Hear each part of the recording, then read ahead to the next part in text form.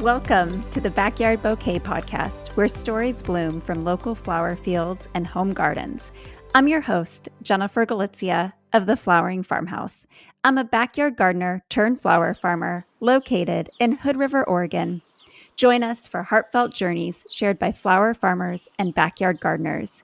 Each episode is like a vibrant garden, cultivating wisdom and joy through flowers. From growing your own backyard garden to supporting your local flower farmer, the Backyard Bouquet is your fertile ground for heartwarming tales and expert cut flower growing advice. All right, flower friends, grab your gardening gloves, garden snips, or your favorite vase because it's time to let your backyard bloom.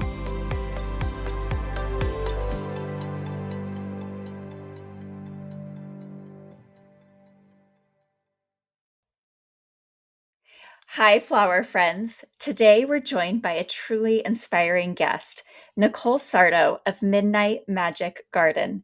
Nicole's journey is one of transformation, beginning in the magical world of stop motion animation and leading her to a backyard filled with blooming beauty and purpose. After landing her dream job at Laika Studios, Nicole's life took an unexpected turn when a rare autoimmune disease changed everything. What began as a deeply personal health crisis slowly blossomed into a garden-centered healing journey, one that is now connecting her to her family, her community, and a greater mission through flowers. In this episode, Nicole opens up about how gardening became her lifeline, the healing magic of growing from seed, and how she built a thriving microflower farm by embracing community, creativity, and a whole lot of determination. From sourcing seeds through the Buy Nothing group to launching her own Heirloom Dahlia Study, Nicole's story reminds us that even in our darkest seasons, beauty can still take root. Nicole, thanks for joining us today. Thank you so much for having me, and what an introduction. Thank you so much. Absolutely. Can you begin by telling us a little bit about your background in stop motion? What drew you to that field? So, ever since I was little, I was very drawn to art. Any form of art I could get my hands on. My mom used to sit me down with her craft bucket and say, make whatever you want. And it was always little dolls and little people and anything that I could create from nothing. And it always ended up being a storyline.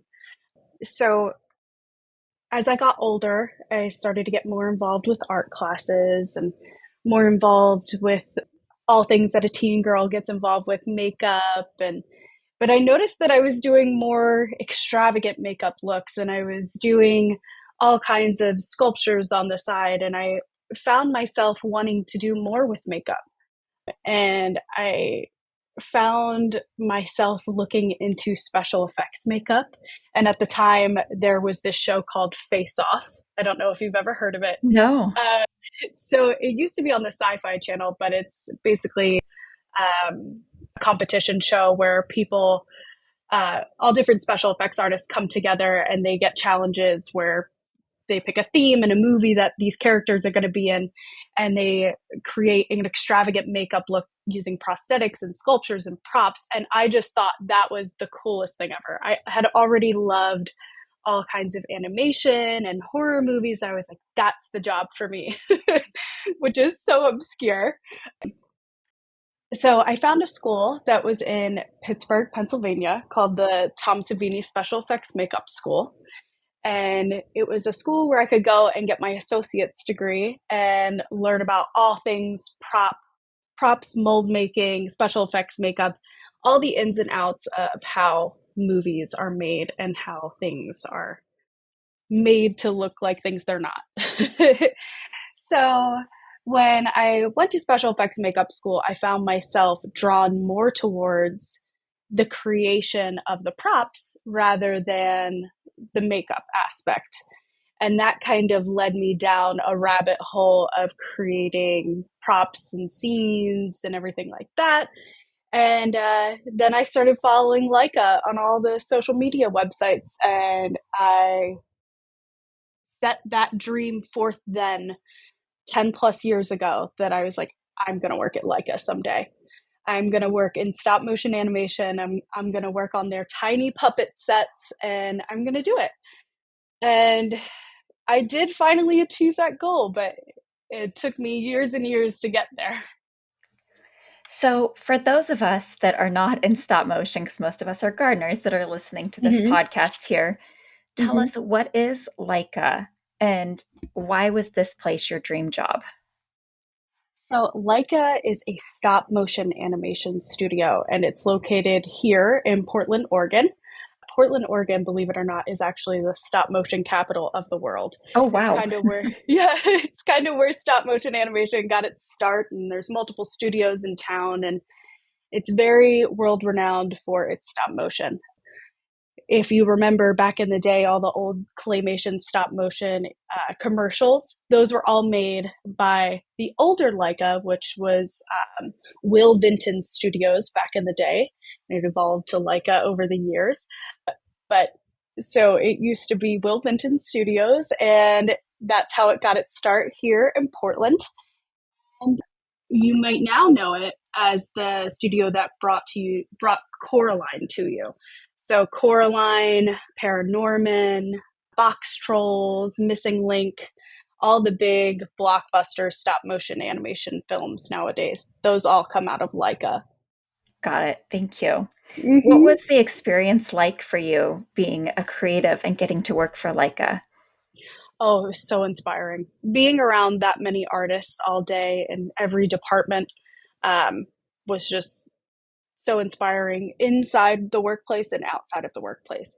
So I worked in the art department. So I worked in the molds and all the props that go into all the tiny sets that the puppets interact with. But that's just a very small, minute part of stop motion. There's all the rigging that goes into the film, all the lighting, all the miniature trees and flowers. And believe it or not, that's really what I wanted to do. But I unfortunately got put in the mold making and the props department. But there's miniature sets, miniature landscapes, and then of course the puppets. The puppets have hundreds and hundreds of employees that work on every single puppet there, and there's, you would think it's just one puppet. There's probably 20 different kinds of puppets for each character. So it's very expansive. It takes a very large team to make those movies, and it was very inspiring working there every day. So it sounds like kind of like gardening. It was a lot of working with the hands. Yes, yes. Every teeny tiny thing was all made by hand there, Leica. So if a puppet was interacting in their garden per se, you would have to make every grain of dirt, whether that you would be making it out of coffee grounds, and you would have to sculpt a little shovel. The fabrics department would have to knit little gloves because they went that far of doing tiny knitted things for the characters, and every aspect was handmade for those movies. Amazing. So Mm-hmm. it sounds like this was really a dream job and career opportunity for you. What ultimately led you to leave that career? So I ended up getting pregnant in my second year there, which was an absolute joy. This was my first baby, and I was very excited about it. And I had my baby in August of 2022, and I ended up going back to work 8 weeks after he was born. So fairly early. So that's a little stressful on a new mom, but I was really passionate about my job, and I really just wanted to get back into it. And although they were very supportive, I really wanted to get back. So I ended up getting back to work, and I had to put my infant in daycare pretty young. And unfortunately, he got RSV, which is a pretty serious, like, upper respiratory infection for tiny ones. And sadly, he did have to go to the hospital, and I was sick alongside him. But as a mom, I was not focused on myself. I was only focused on him getting better. I was not sleeping for days on end. I was worried about my job. I was just a wreck. And shortly after I was in the hospital with him, I started to develop some sort of rash. And at first I saw it and I thought it was a rash that I had had as a kid, and I kind of wrote it off. And then things started taking a turn. And I realized that something had to change in my life because my body was ultimately telling me, you're under way too much stress. You need to stop. So it sounds like your health started to decline after you became a mom. Not because Mm-hmm. you became a mom, but you had a lot going on that maybe triggered something that was already inside your body. Can you walk Mm-hmm. us through what happened and how you eventually were diagnosed with an autoimmune disease? Sure. So the week I went back to work after my little one got out of the hospital with RSV, actually, I think it was the same day I went back. So let me walk you through yes, it was a lot. My body was like, no, we're not doing it anymore. um, the day I went back, and I'll walk you through the day because my days were very long and strenuous. I commuted from Vancouver, Washington to Portland, to Hillsboro, Oregon, which is past Portland, for work every day. And I had to bring my infant with me to put in daycare by my work because I was still actively breastfeeding as well. So we get up at 5 a.m. We start our routine with an infant. I get him in the car. We go to daycare. I drop him off and get him situated, go back to work. And within an hour of work, I started getting pains shooting down my legs. And I was like, gosh, what's going on? And I had went to the bathroom and I looked at my legs and it was covered with like this purple red rash. And I knew right away that it was something serious because it didn't look like anything I had seen before. And thankfully, at the time, my best friend worked at Laika, and I texted her and I was like, can you come downstairs? I have a serious problem. And she took one look at my legs and she was like, I think you need to go to the doctor, like now. And I said, okay. So I sent a picture to my doctor and she got me in within an hour. Like it was serious. She's like, you need to come in. And so I coordinated with work, I coordinated with daycare, and I went to my PCP and she took one look at my legs and she said, I know what this is and you need to go to the hospital. And I said, what is it? And she said, this is something called vasculitis and your body is attacking your blood vessels and it could be attacking your organs. So you could be an organ failure and you need to go to the hospital now. Oh And my I said, gosh. oh my God. Yeah, it was very scary. So I quickly called my daycare and I said, I have something really serious going on. I need to go to the hospital, but I have no idea how to coordinate with my baby. I can't leave him at daycare. And we're located in Vancouver, Washington. My partner was working, he's kind of east of where we live, sort of in the Portland area, but he's 45 minutes away. So we had to coordinate a whole infant swap before I could even go to the hospital. And luckily we were able to coordinate that. And then I took myself to the hospital by myself. Oh, I had to drive myself and basically sit there and just like, am I dying? I have no idea what's going on. And yeah, it was so incredibly scary. And this was kind of the time when people were still freaking out about COVID. So I was put in an isolation room because they weren't sure if what I had was something like a new virus that was going around and people were gowning up. And they brought in a dermatologist at 2 a.m. to make sure I didn't have something that was really um, life threatening and that could also hurt others, which I didn't, thankfully. But at that time, I did get a confirmation that it was vasculitis. They did all my labs. And at this point, they weren't sure what type of vasculitis I had. They just knew I had it and that my organs were under stress, but not terrible. They were stable for this point in time and nothing was in dire straits, which was good. So I was able to be released from the hospital. wow. That is so Mm-hmm. scary. And so Yeah. much after having just had a baby 8 weeks ago. You had Yes. only been back to work for a couple days. Yes. Oh Mm-hmm. my goodness. Yeah. So, this is quite a life altering event that you experienced. And I'm not very familiar with, you said it's called vasculitis. Yes. So vasculitis as a broad term is basically a group of rare autoimmune diseases where your body attacks your blood vessels. There's four different types, and it's categorized by the size blood vessels it's attacking. So there's small vessel vasculitises, medium vessel, large vessel, and arterial vessel. So currently, I only have small vessel vasculitis. And the type that I have is called leukocytoclastic vasculitis, which affects the skin. It's also called hypersensitivity vasculitis or cutaneous small cell vasculitis. And then I also have IgA vasculitis, formerly called Henoch-Schönlein purpura. These are all very crazy rare names that I've had to memorize over the years, but I'm sure they sound like gibberish to people who aren't sure. And that second type is one that can affect my liver, kidneys, eyes, and lungs. But so far, we've been pretty good about not having anything that's life altering affecting those organs. So that's really good. Did It's they just give kind of. you advice, or is there help for managing this autoimmune disease? What was the prognosis from the doctor? So when I first had it, I was under a severe flare. So my body was undergoing a lot of inflammation, and basically their main goal was just to bring that inflammation down. So I underwent a lot of tests to see what medicines I could take. Unfortunately, the first route of medication for getting inflammation down is steroids.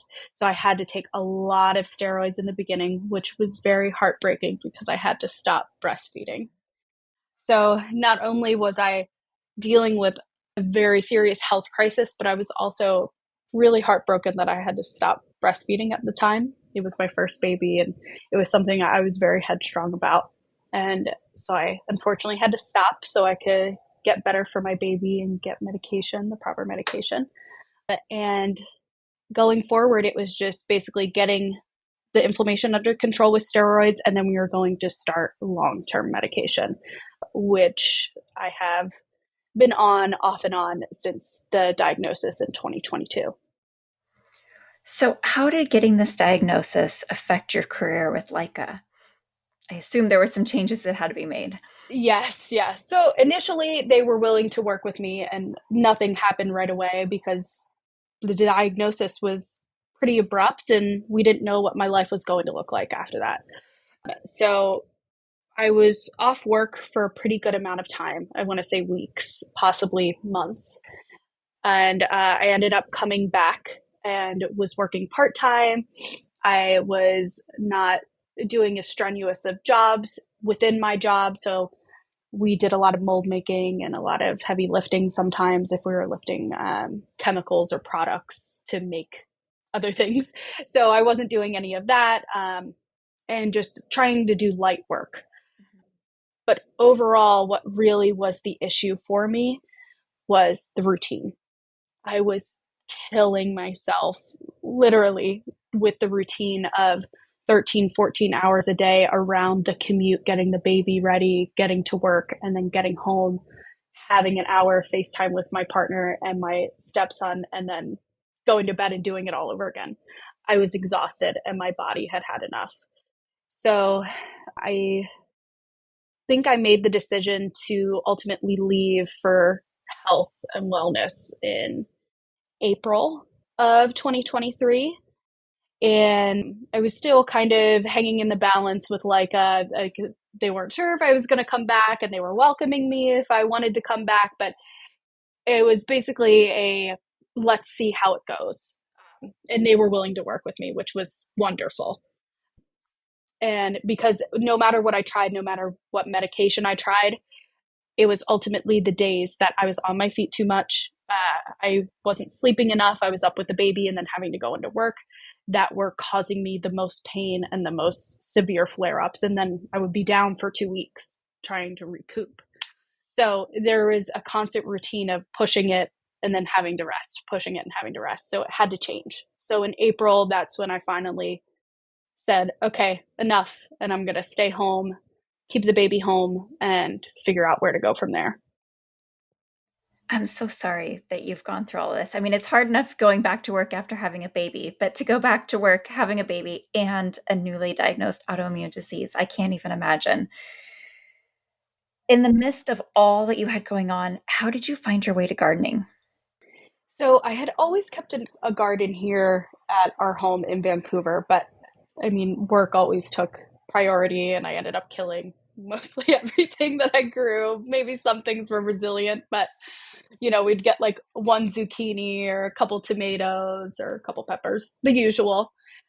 But when I actually had time to dedicate to the garden, I noticed I wasn't killing things. And I was like, wow, I'm actually pretty good at this if I could dedicate time and effort to it.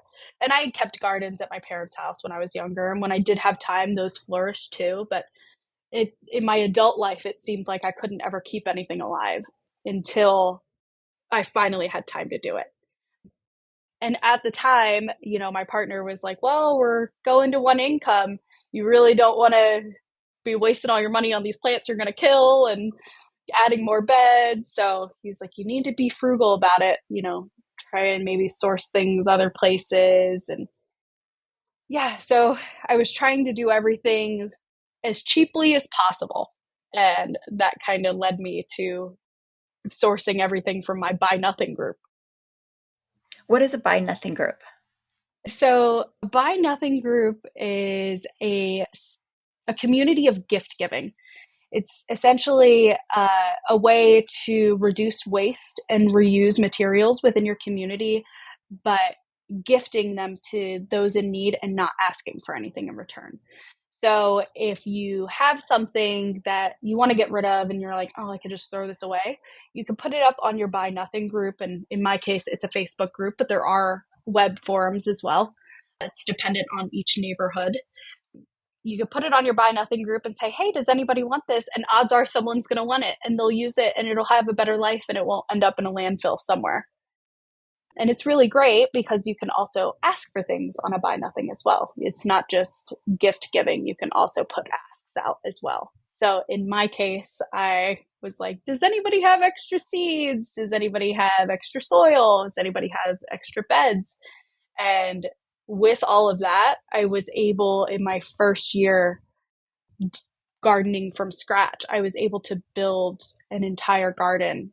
I would say probably on like a $500 budget. We're talking seeds, plants, soil, beds, everything, fertilizers, sprinklers, hoses, all of it Buy Nothing. Yes. That's amazing.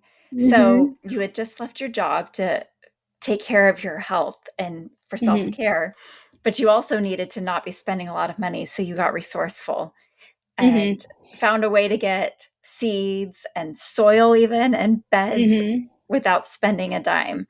Mm-hmm. That Yes. I bet your partner was happy about that. he was. He was even more happy that I wasn't killing things.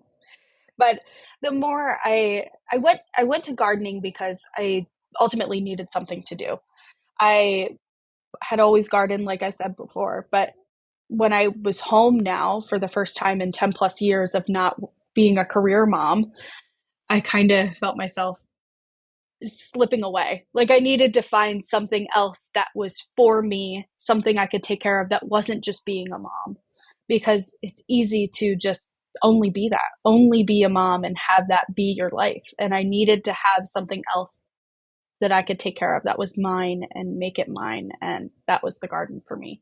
And I noticed that the more I was outside and the more I was on my feet, surprisingly, I wasn't getting flare ups like I was when I was working. And the only reason I could think of that was because I was doing something that I loved and it wasn't bringing stress into my life. I was doing it to relax and to find peace instead of doing it because I had to make money, because it was part of my daily routine. And yeah, I just ended up finding so much joy in it, and my body liked it more than actually working. So it worked out. That's amazing. So the garden helped your physical healing. Did it also help Mm-hmm. mentally as well, of having totally pivoted 180 degrees from where you thought your life was going to be? Definitely. I went through, I would say, a mourning process of mourning what my life was like prior to being a mother, because that's just something you go through as a first time mom. I went through mourning my life of independence and not having a life that I'm living for me.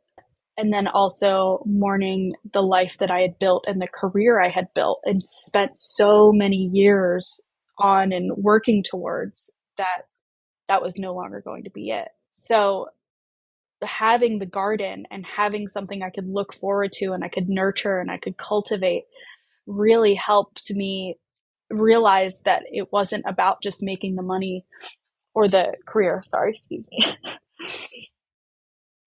It wasn't just about the career or the money or, I guess, the name that came with, or the recognition that came with working for something like Leica.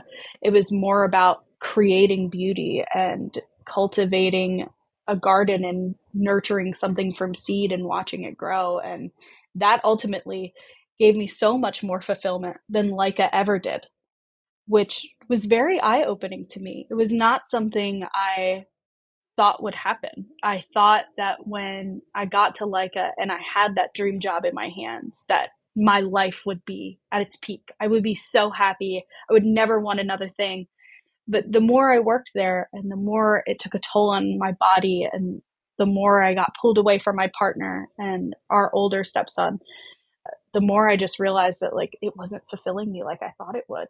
But when I got into gardening, it was the greatest thing ever. I mean, I was so happy, the happiest I had been since probably before I was a teenager. It was fulfillment like I had never witnessed before, and I just couldn't get enough. I just had to keep growing and growing and growing, and I kept having to add more flowers. I love that. So you started by just going to the garden as a place to heal and as something to do. Mm-hmm. How did it go from just growing a garden to becoming a business? So when I was sourcing everything from the Buy Nothing group, naturally people are going to be like, "Wow, she's getting a lot of stuff. This girl's really growing." and, so a lot of my neighbors knew that I had a pretty extensive garden, and I had been making a lot of gardening friends with others in the group and through the group.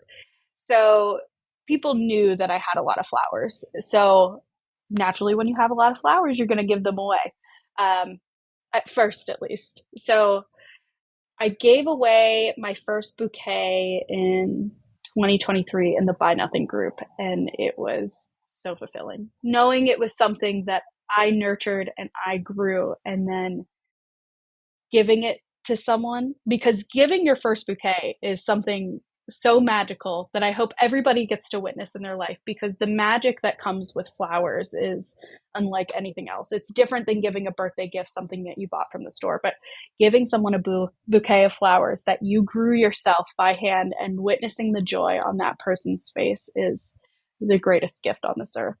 And I was hooked immediately. And it was also really magical because the person that I selected in my Buy Nothing group to give it away to, because we do something in our Buy Nothing group, and I don't know if this is similar to other Buy Nothing groups, but we don't just pick someone and it goes from there, or pick first come, first serve. For mine, I asked, okay, I have this bouquet to give away today, and I would like to know what your favorite flower is and why. And the person I picked said that their favorite flower was the yellow rose. And I forget their story of the yellow rose, and I feel terrible that I forget, but I just knew that the yellow rose to me was super significant. My grandmother's favorite flower was a yellow rose, Oh, and we all grew up giving her yellow roses. I mean, she was just always known for having yellow roses. I have a yellow rose in my yard for her, and just a huge significance around our family. And it still is, even though that she's passed on. Like anytime we all see a yellow rose, we know it's like my mom. So when she had commented that, I was like, oh, that's definitely going to be the person I'm picking, because she shouted out the yellow rose. And I remember handing her the bouquet after I had chosen her. And I said, I want to let you know that I picked you today because you had said that your favorite flower was the yellow rose. And that was my mom's favorite flower.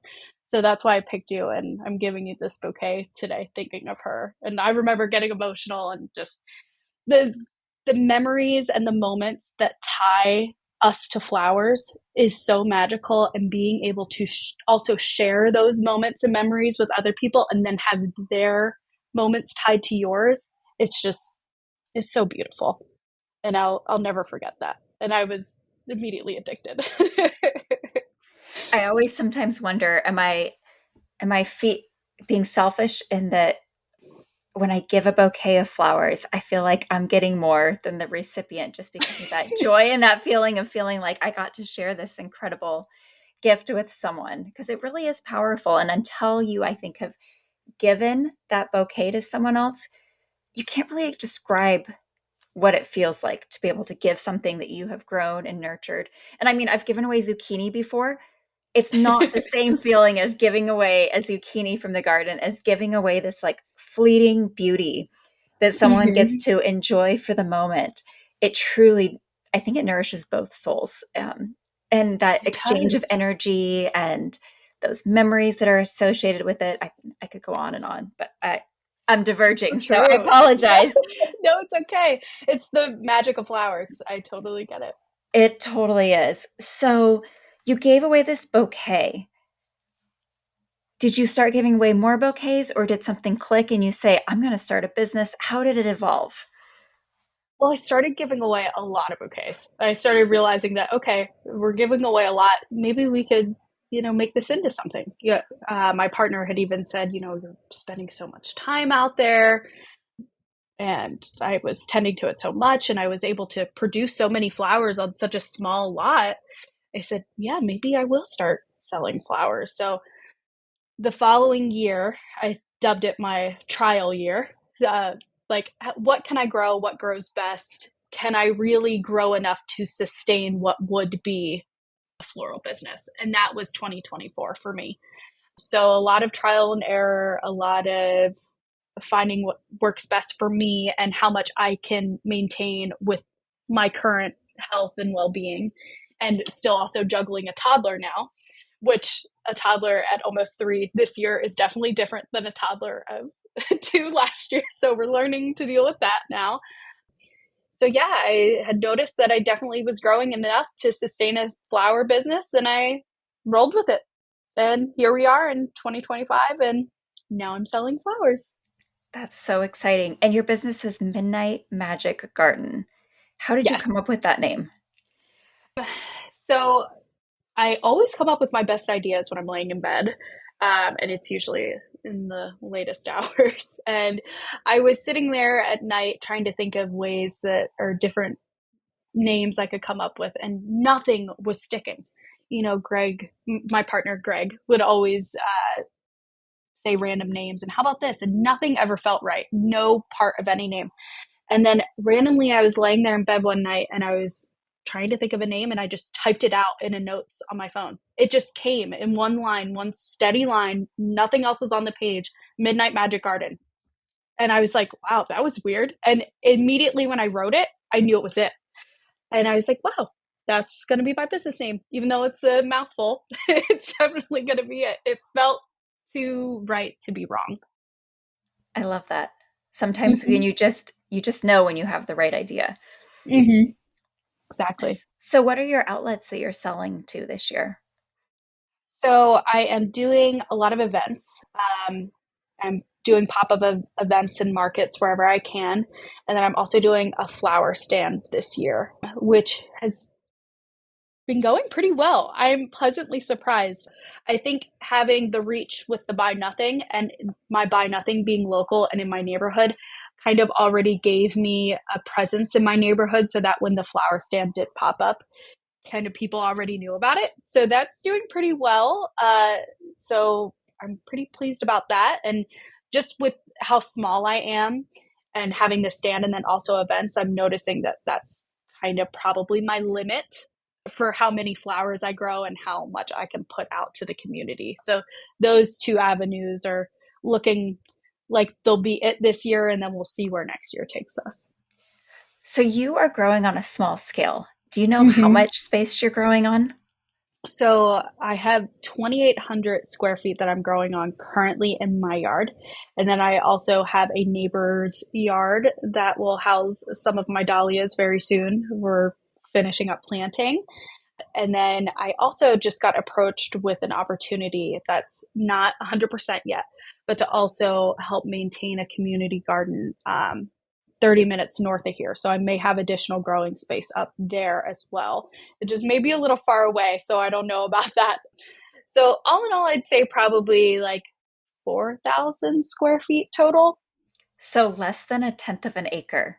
And Yes. you're managing to sell flowers to events and have a roadside stand. That's awesome. Especially Mm-hmm. this is your first full year of making Mm-hmm. it as growing for profit, which is Mm-hmm. fabulous. I will say, sorry, my voice is going out. On the 30-minute drive, we have to drive 15 minutes to our farm right now. And I find that I'm driving 2 to 4 times a day to the farm, which, if it's 15 minutes each way, that's an hour to 2 hours a day I'm spending driving. It is challenging with the Gosh. kids. So definitely there's something to consider when you have to add in a drive to a farm. It definitely eats into the amount of time. We can't wait to live on our farm someday, but right now it's a lot of driving back and forth. Mm-hmm. So, that I that I feel has been like the biggest thing that's holding me up is the potential drive. I'm going to try it this weekend and I'll see how it goes. Luckily, it is, like I said, a community garden. So I would be partnering with two other people and there is irrigation set up. So oh, there would be amazing. yeah, there would be other people to kind of check out things. So I wouldn't be going all the time.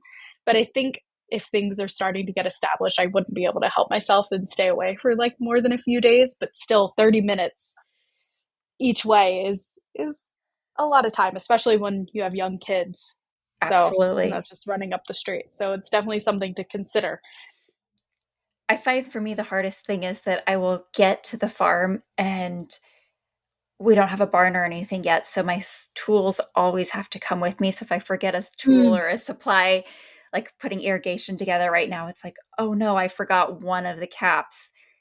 And so I've got like the different connector pieces and I go, oh, I've got to go back because I can't fully hook it up without this one piece. So it's when you forget something and having to remember, what do I need to bring with me? But I'm sure you'll figure that Gosh. out. I think you've got a Yeah. great plan for your first full season.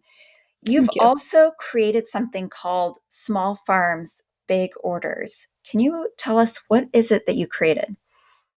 Sure. So when I was first getting started last year, and not more or less getting started, but trialing everything, I realized that there were things that I was going to have to source out. And just naturally happens when you're a flower farmer. A lot of flower farmers will resort to plugs as just like a quick way to get plants in the ground. And I was noticing that when I was looking at things like Farmer Bailey and I was trying to source plugs, everything was in massive quantities. And I was like, I am way too small to be buying this amount of plugs of one flower, one variety, and growing just that. Like I could buy like three different flowers and it would fill my space. So I needed to find a way to split these orders. And I was part of a couple gardening groups at the time, and I had reached out to a few friends, and they're like, hey, would you want to go in with me on an order? Maybe we could pool together funds and then we can all split the plugs. And they were like, oh, yeah, that sounds great. And the initial post that I posted got so much interest, like 20 plus people. And so at first I was like, okay, well, this is a lot of people now. I think I need to make a spreadsheet or something, especially if we're going to be handling money. It's something really important that we need to keep track of. So we got so much interest, and naturally, I knew how to handle spreadsheets because I had worked for my father's company when I was younger, and it was a lot of spreadsheets. So that came kind of quick to me.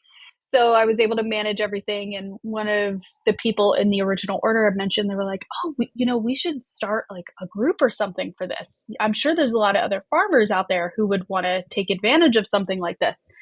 And I was like, "Oh yeah, that would be a good idea." And I ran with it, I think, the next day and created the group.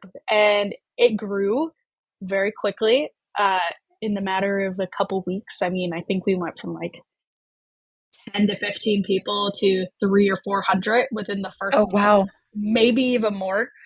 And when it started growing so big, I was like, okay, well, maybe this needs to be by state. So I spoke with a couple people who run other groups, and luckily, my Buy Nothing group admin is also a gardener. So her and I were already friends, and I was picking her brain about running a Facebook group and how to properly do that. And I came up with the idea of creating statewide chats in the group.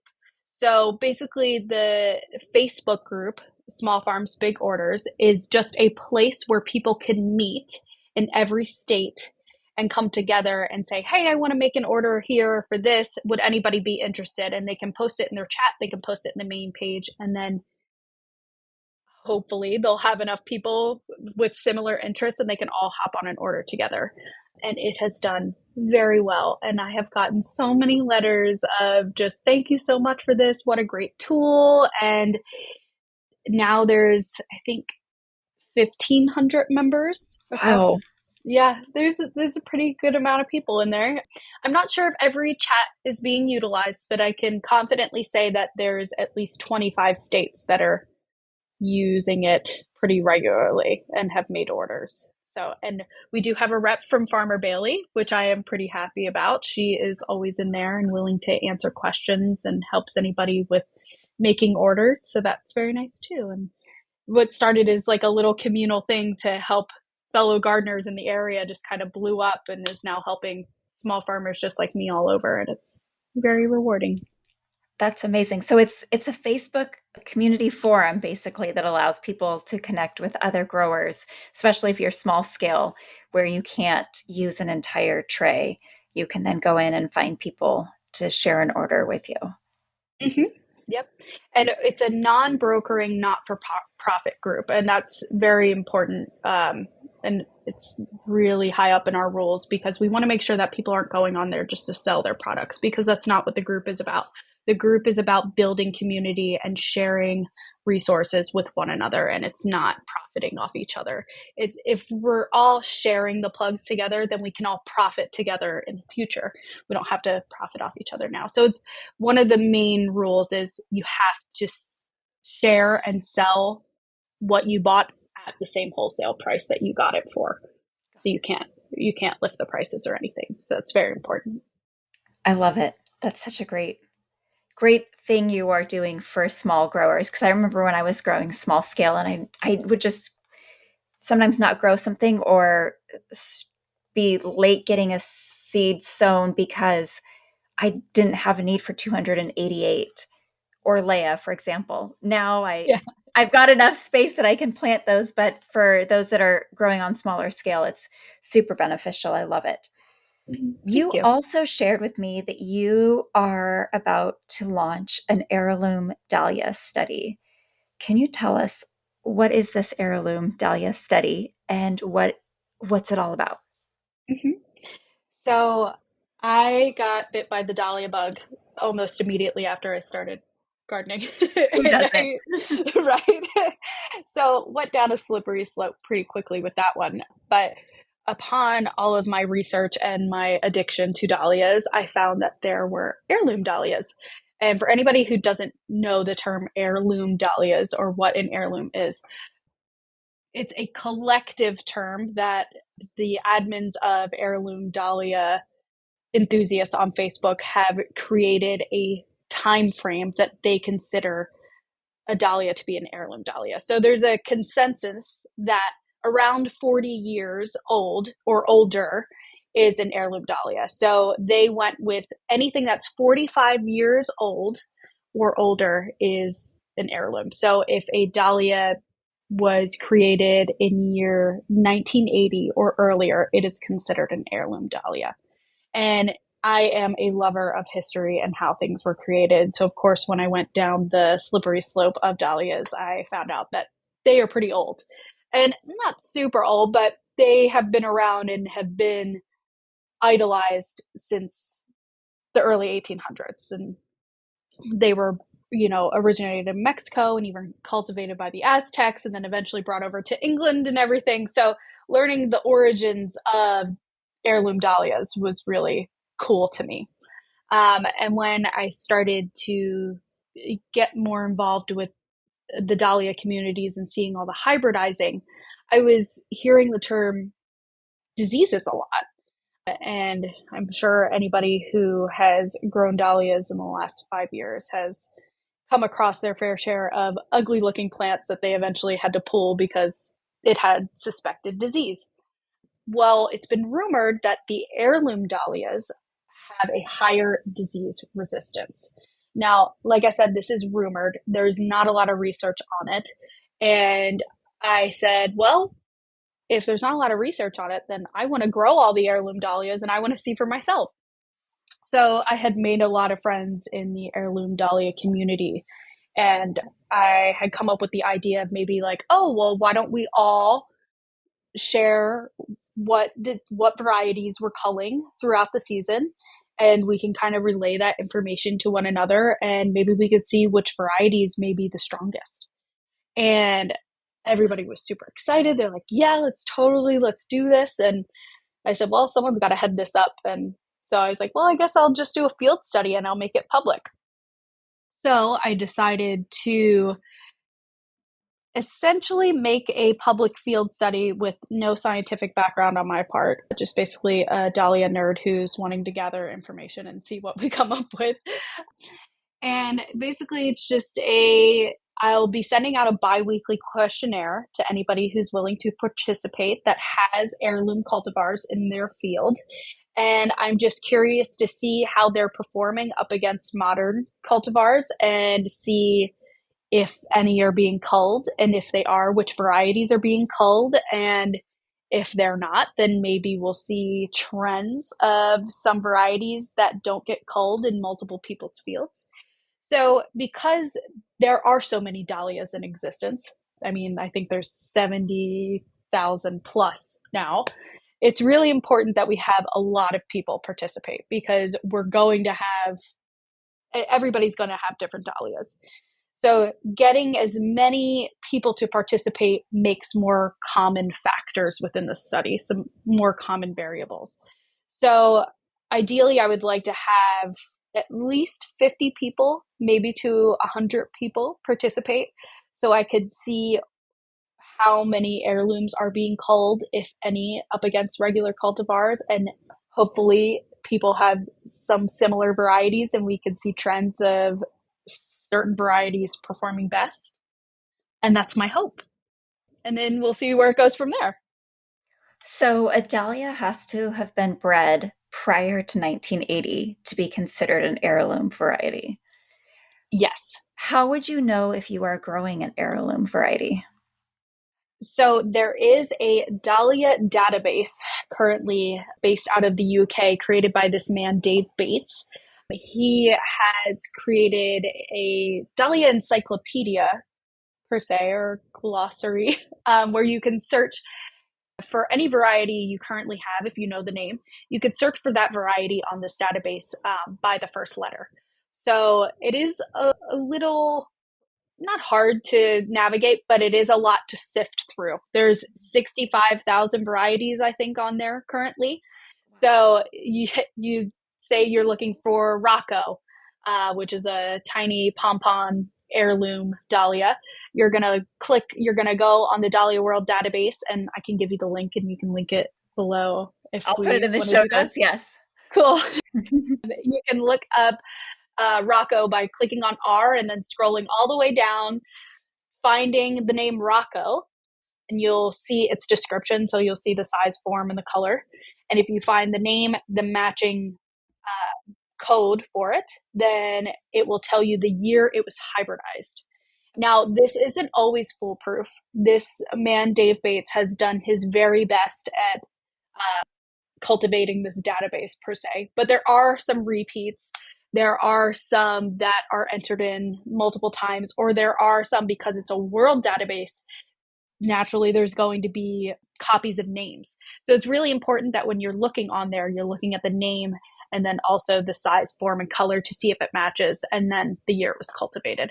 And this database is peer reviewed and I think peer submitted, but it is based on things that are in the World Dahlia archives, which I don't know if you're familiar with that. I think the National Dahlia Archive. So it's cross-referenced from there.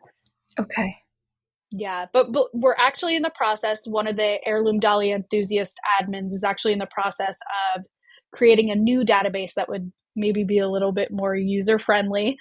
That would be an app. So there wouldn't be any repeats. And then you could also search by full name. You could search by form, you could search by color, maybe year cultivated. It'll be up to them to do that, but that is in the works, and hopefully that'll be a little bit more user friendly for everybody. Very cool. So let's go back to your study that you're doing. Mm-hmm. When does it start? It will start June 1st. And on June 1st, I'll send out the first bi-weekly questionnaire, and it'll include a series of questions to everybody who's signed up. And they'll answer all the questions, and the questions will be like, which dahlias are you growing? Have you culled any varieties? What's your pest management? What zone you're working in? All the basic environmental questions and things that are going on currently in your garden. And then throughout the entire dahlia growing season, I'll summarize each questionnaire and then post them publicly on a dahlia, on the disease study data summary page, so that anybody who wants to follow along can follow along. They don't necessarily have to be a participant. And who can participate in this? Anyone can participate. I even opened it up for anybody who didn't have an heirloom variety. And then I would send anybody who had an heirloom. There's a couple other people on the study who are willing to gift heirlooms as well if someone wants to participate and they don't own one. So really anybody can. If you want to grow an heirloom dahlia and you want to see how it performs, I would love to have you, and I would love to hear how it's performing, and you contribute your data to my study. That would be great. Awesome. And we'll include a link in today's show notes for how people could sign up or follow along with your study. How long is this study going to go on for? So tentatively, I would say probably the average frost date. I haven't locked in a date. I chose June 1st because that felt like a good average date of when everybody would either be planting or had already planted. I envisioned that some of the participants won't have sprouting, and that's okay. I'm sure the results will trickle in the longer the study goes on, but I'll probably end the study maybe mid-October. That sounds like a good average for the last frost for all the zones that are participating. Okay, perfect. And is it a 1-year study, or will you continue it next year, to be determined? So my hope is that we'll see enough trends, specifically among the heirloom varieties, and hopefully we'll be able to see trends among either certain years of heirlooms. So maybe varieties that were cultivated in the 1950s seem to be performing better than other varieties that were cultivated different years, or we'll see certain varieties by name that are performing best. Or what I believe is going to happen in my hypothesis is it's going to be certain varieties that were cultivated in specific regions. I believe that the environment and the microclimate in which the dahlia was hybridized plays a very important part into its disease resistance going forward. And then also growing that variety in that same environment moving forward. I think that's really important. So I would hope to see those trends, and then moving forward be able to distribute those specific varieties based on those trends to participants in the following years, and kind of hone in on those actual disease resistant heirloom varieties, if any. Well, it's going to be super fun to follow along and see what Mm-hmm. results come from your study. We've talked about a lot today. I kind of want to just summarize and recap, but I'd like to go back to your autoimmune condition. I have recently heard from lots of listeners who have various forms of autoimmune conditions that affect their life. And some of them are minor, some of them are life altering. What advice do you have for someone who is living with an autoimmune condition who maybe is feeling overwhelmed or discouraged right now? First and foremost, your feelings are valid. It's such a life-changing thing to go through, and such a huge pivot. I mean, it's a complete change in lifestyle and mindset moving forward. So ultimately, your feelings are valid, and I know it's hard, but it's not going to last forever. And those feelings don't last forever. I had a moment where I grieved my life and I felt like, what am I going to do now? But knowing that those feelings are temporary and the day still ends and you still wake up the next day and you could still start again and you could still start your life over and work with what you have. That's really important. Learning to pivot and work with what you have and making the best of your life is so important. Whether that just be going outside for a walk, because you don't know if you go outside for a walk, you're going to find something on that walk, whether that be a wildflower or, I don't know, find out that you like going on walks or runs, and then finding out that your body responds to it differently than you thought it would. You'll never know unless you try, and unless you go outside or you take that next step, you won't know. So being comfortable enough to take those chances and take those risks is really important. And knowing that your situation, although it feels like something that has changed your life forever and a life sentence, essentially, it doesn't have to be the main thing that controls your life. That's great advice. And you have clearly shown that you can pivot and you found something that provides so much beauty to yourself and those around you. So I love it. You also are so resilient and a creative person. What has gardening taught you about resiliency, creativity, and also slowing down? Oh my gosh, so much. I really could write a book of everything that the garden has taught me. But knowing that it's okay to make your own ways in things, it's okay to do what, you know, not to do what people have suggested, because there's a million ways to do everything. There are. You don't have to color inside the lines. I mean, I I think having that moment where I had to work with what I had and I had to be frugal and I had to source other ways ultimately made me a stronger gardener, because I had to put in the work, the time, and the effort into learning how certain things interacted with other things in order to, I had to learn how things worked in order to make them work for me. And that's really important when you're learning anything new, is not to just, read the directions and do it, because you're not learning anything. Sometimes you have to fail a little bit. You have to deviate from the original plan, because when you do, you learn that things can be done differently and you learn new ways and you're able to be creative in different techniques and different ways when you do things. And I think that's really important, especially with gardening. And it's taught me so much on that. I definitely don't have to be like all these, high end farmers and with all their equipment. I can do everything by hand, and I can make my own concoctions and make my own beds by hand using 3 different beds. And you could do anything if you put your mind to it. I learned that very early on, and it's helped me build my business today. Absolutely. I love that advice. Is there Thank anything I you. haven't asked you today that you want to share with our listeners? I don't think so. I think the main thing that I want everybody to take from this going forward is you really can do anything in this life. It may feel like you're stuck and it may feel like you can't change the life that's been handed to you, but you can. But you have to go out of your comfort zone to do it, and you have to be willing to take risks. And I think that's a really important thing to take away from this. I love that. Thank you. Okay, finally, where can our listeners connect with you and follow along on your journey? So I am most active on Instagram, but I do have Facebook as well.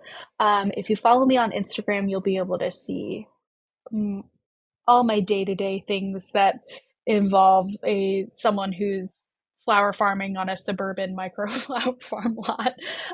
I post a lot in my stories. I post on my page, and then I also have my website where you can follow along with the study, or you can follow along on Small Farms Big Orders if you want to use that resource too. Awesome. And you have a website as well, is that correct? I do. It's linked in my Instagram profile, or you could just find me at midnightmagicgarden.com. Perfect. And I will include links to all of these in today's show notes. So we'll have a link to the Dahlia database, the Buy Nothing group that you mentioned, the Small Farms Big Orders. Did I say that right? Small Farms Mm-hmm. Big Orders, and then your Instagram, Facebook, and website as well. So, Nicole, thanks so much for joining us for a great episode of the Backyard Bouquet podcast. And we'll be excited to hear how your heirloom study goes this year. Perhaps we'll have to do a bonus episode or something to hear how your Ooh, results end up. that would be awesome. I would love to do that. Thank you. Well, thanks so much. Have a great day back out in the garden getting stuff planted. Thank you. You as well. We're all busy planting dahlia, so Oh, I hope it's yes, going we well for are. you. Slowly but surely. Have a good one. We'll All talk to right. you soon. You too. Thank you. Bye-bye. Bye. Thank you, flower friends, for joining us on another episode of the Backyard Bouquet. I hope you've enjoyed the inspiring stories and valuable gardening insights we've shared today. Whether you're cultivating your own backyard blooms or supporting your local flower farmer, you're contributing to the local flower movement, and we're so happy to have you growing with us. If you'd like to stay connected and continue this blossoming journey with local flowers, don't forget to subscribe to the Backyard Bouquet podcast. I'd be so grateful if you would take a moment to leave us a review of this episode. And finally, please share this episode with your garden friends.